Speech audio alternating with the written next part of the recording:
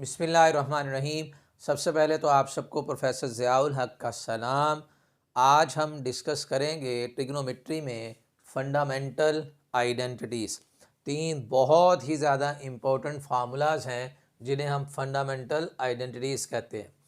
पहला फार्मूला क्या है कि cos square theta plus sine square theta is equal to 1। दूसरा formula 1 plus tangent square theta is equal to secant square theta. फिर 1 plus cot square theta is equal to cosecant square theta. तो इन्हें prove करने के लिए हमने यहाँ पर ली है जी एक right angle triangle. Right angle triangle बोलते हैं जिसमें एक एंगल कौन सा हो 90 डिग्री का। उस ट्राइंगल को मैंने नाम रख दिया है ए, सी और बी का। ए के सामने जो साइड है उसे स्मॉल ए, बी के सामने वाली साइड को ऑपोजिट साइड को स्मॉल बी और सी के ऑपोजिट साइड को स्मॉल सी का नाम रख दिया। और एक बात याद रख लीजिए कि 90 और जो भी आपको एंगल गिवन हो, 90 और एंगल के दरमियान में हमेशा बेस होती है। 90 के सामने हाइपोटेन्यूज और एंगल के बिल्कुल ऑपोजिट उसे हम क्या बोलते हैं, परपेंडिकुलर। अब ये तीनों जो फार्मूलाज हैं इन्हें प्रूव करने के लिए हम हेल्प लेंगे by using Pythagoras theorem. Pythagoras theorem हमें ये कहता है कि base square plus perpendicular square बराबर होता है हाइपोटेन्यूज स्क्वायर के। Base square plus perpendicular square बराबर है हाइपोटेन्यूज स्क्वायर के। तो बेस को हमने नाम रखा हुआ है बी का, परपेंडिकुलर को हमने नाम रखा हुआ है ए का, हाइपोटेन्यूज हमारे पास है जी सी। अब आप देखिए पहला प्रूव करने के लिए मुझे यहाँ पे 1 चाहिए, तो हम क्या करेंगे, इस सी स्क्वायर पे डिवाइड कर देते हैं, यानी B square over C square और A square divided by C square, C square divided by C square. अब ये सी स्क्वायर इस सी स्क्वायर से कैंसिल, आंसर आ जाएगा 1।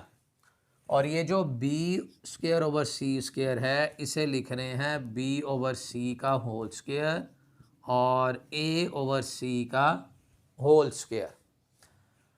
अब राइट एंगल ट्राइंगल में जो साइन थीटा होता है उसकी क्या डेफिनेशन है, परपेंडिकुलर डिवाइडेड बाय हाइपोटेन्यूज, यानी sine theta is equal to perpendicular इसका ए, हाइपोटेन्यूज इसका सी आ रहा। तो जो ए ओवर सी ये दो रेशो जो है, ये वाली जो रेशो है ये किस चीज़ के बराबर हो गई, साइन थीटा के। इसी तरह कॉस थीटा होता है base divided by hypotenuse. Cos की डेफिनेशन है बेस ओवर हाइपोटेन्यूज। तो यहाँ से हम कॉस थीटा लिख सकते हैं बी ओवर सी। अब ये जो कॉस थीटा की वैल्यू बी ओवर सी और साइन थीटा की वैल्यू ए ओवर सी, इसे इसमें पुट कर दें। देखिए जहाँ पर बी ओवर सी है उसकी जगह हम लिख सकते हैं कॉस थीटा, इस पे आ जाएगा स्क्वायर। ए ओवर सी की जगह हम लिख सकते हैं साइन थीटा, इस पे स्क्वायर इज इक्वल टू 1। तो ये मेरे पास आ जाएगा cos square theta plus sine square theta is equal to 1। तो ये एक आइडेंटिटी हमारे पास प्रूव हो गई, cos square theta plus sine square theta किस चीज़ के बराबर होता है, 1 के। और यही हमारा फार्मूला था।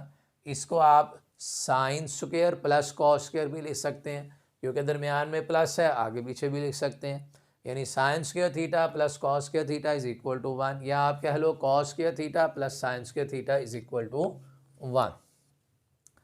अच्छा जी, और आप देखिए अगर साइन थीटा की वैल्यू ए ओवर सी है तो कोसिकेंट थीटा वो रेसिप्रोकल होता है साइन का, तो उसकी वैल्यू कितनी आ जाएगी, सी ओवर ए। और कॉस थीटा की वैल्यू अगर बी ओवर सी है तो कॉस का रेसिप्रोकल होता है सीकेंट, उसकी वैल्यू आ जाएगी सी ओवर बी। तो यहाँ से हमें और ट्रिग्नोमेट्रिक रेशोज़ मिल गई। भाई किस किस का फार्मूला हमें मिल गया? कोसिकेंट का और सीकेंट का। अब जो आगे प्रूफ आ रहे हैं उनमें इसे यूज़ करते हैं। देखिए अब सेकंड प्रूफ चलेंगे, फिर हम यहीं से पाइथागोरस थ्योरम से कि base square plus perpendicular square is equal to hypotenuse square. Base को नाम बी रखा हुआ है, परपेंडिकुलर को ए और हाइपोटेन्यूज को नाम रखा हुआ है सी का। ओके, अब आप देखें जो सेकंड प्रूफ है उसमें मुझे चाहिए सीकेंट स्क्वायर थीटा। अब आप देखें सीकेंट बनता है सी डिवाइडेड बाय बी, तो सी तो है हमारे पास। अब बी लाने के लिए इस पूरी इक्वेशन को बी स्क्वायर पे डिवाइड कर देते हैं, यानी यहाँ हम लिखेंगे B square over B square, A square over B square, C square over B square. ये क्या किया हमने? दोनों तरफ डिवाइड किया है किससे? बी स्क्वायर से। अब इसे ये कैंसिल हो जाएगा, यहाँ तो 1 आ गया, और ए ओवर बी इसका स्क्वायर और सी ओवर बी और होल का स्क्वायर कर दिया। भाई ए स्क्वायर बी स्क्वायर था तो ए ओवर बी का होल स्क्वायर कर दिया।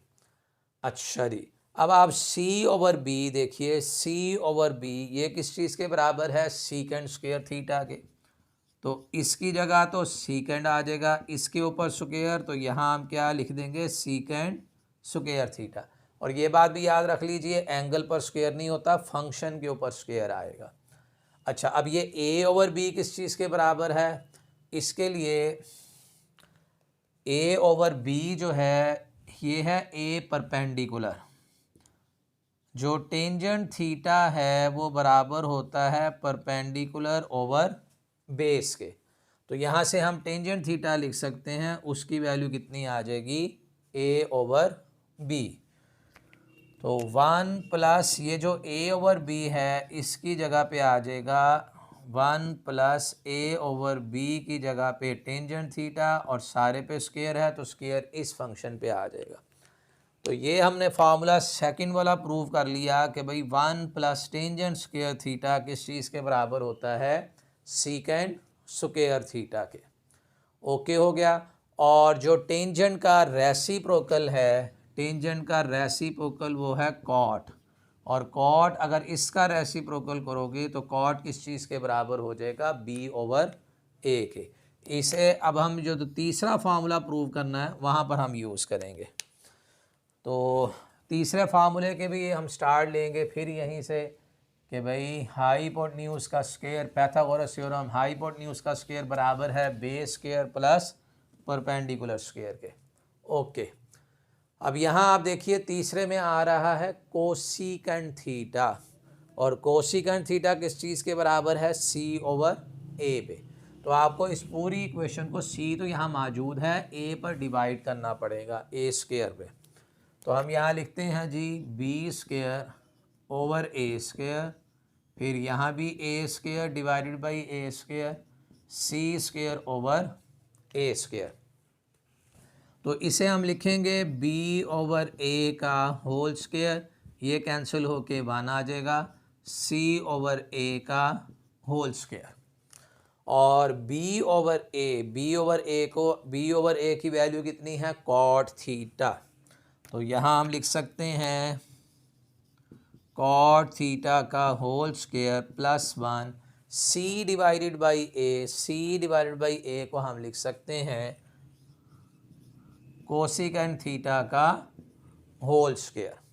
ओके, इस 1 को आप पहले लिख लें और इस कॉट के ऊपर आप स्क्वायर कर लीजिए, तो 1 प्लस कॉट स्क्वायर थीटा बराबर हो जाएगा कोसिकेंट स्क्वायर थीटा के।